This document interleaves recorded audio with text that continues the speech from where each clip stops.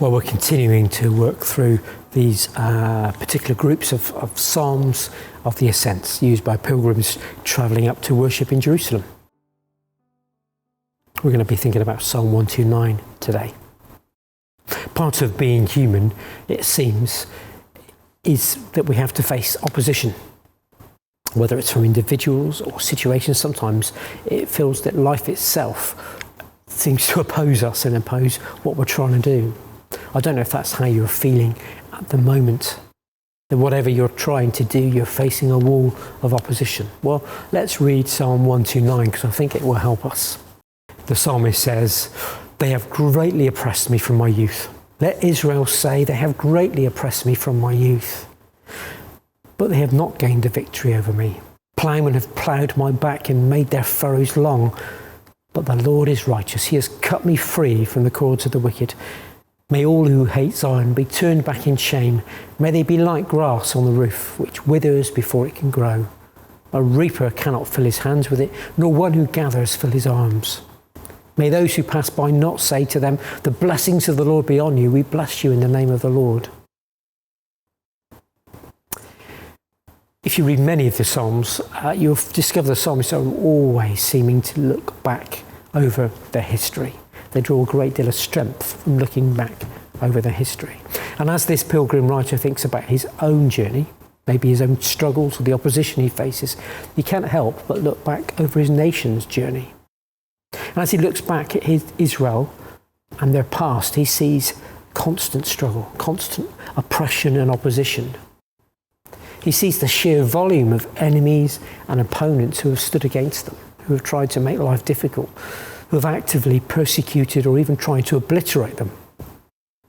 Yet they, all who have stood against Israel, have not gained victory.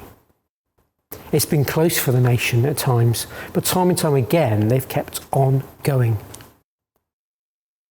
Somewhere, individuals and groups have continued to keep their eyes fixed on their God and his faithful promises, and they've got through and they've survived. The psalmist recognises that it is the Lord who cut them free. It was the Lord's work ultimately that set them free. But at the same time, the psalm speaks of the perseverance of the pilgrims, the sheer determination to keep on taking the steps of faith, trusting that God will continue to save them and bring them through. If we look at the life of Jesus, and if we understand that Jesus himself represented Israel, was the perfect life living as Israel should have lived, that he came to fulfill Israel's national call to be a blessing to the world, we see that just as the nation faced persecution and opposition, so did Jesus Christ. From the moment he was born, powers were trying to obliterate him. Forces constantly tried to oppose him throughout his ministry, both human and supernatural. Jewish and Roman leaders, and sometimes even, it seemed, family and friends. But Jesus exemplified the perseverance we're talking about today. Jesus never gave up. Even that night in the garden when every ounce of his human self wanted to run away, even then he kept on going. We, of course, are called to follow him.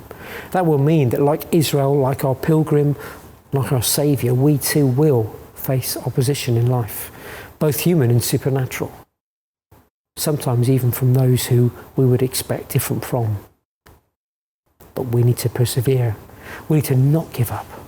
We need to declare that they won't gain a victory. To persevere, to keep on going.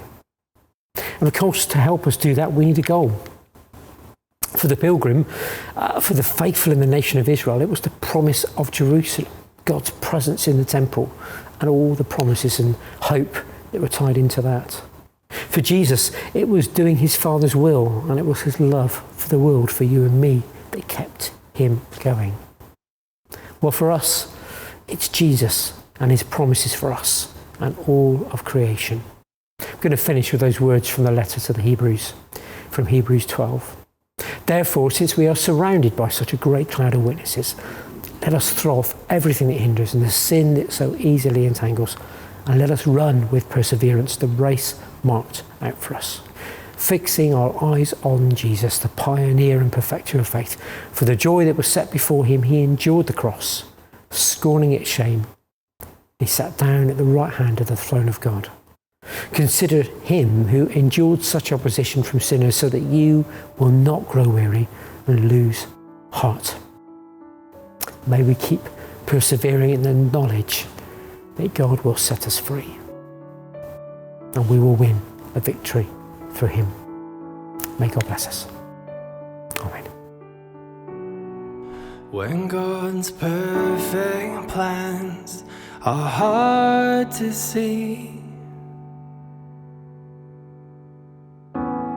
and struggles surface everywhere,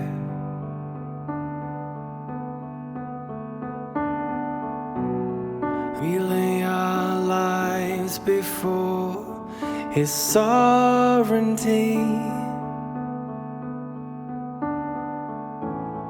and pray his peace would find us there.